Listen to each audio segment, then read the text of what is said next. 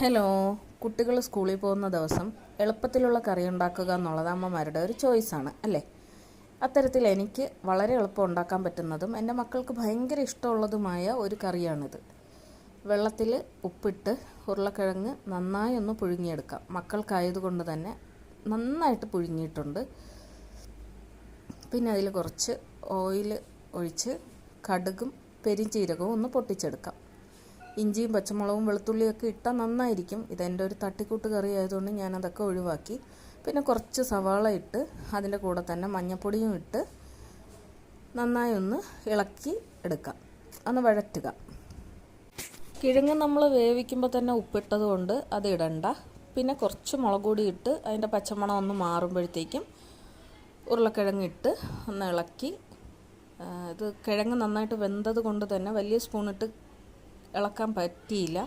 അത് കാരണം ചെറിയ സ്പൂണിട്ടൊന്ന് ഇളക്കി. ഇത് നല്ലൊരു കറിയാണ്, നിങ്ങൾക്കും ചെയ്തു നോക്കാം.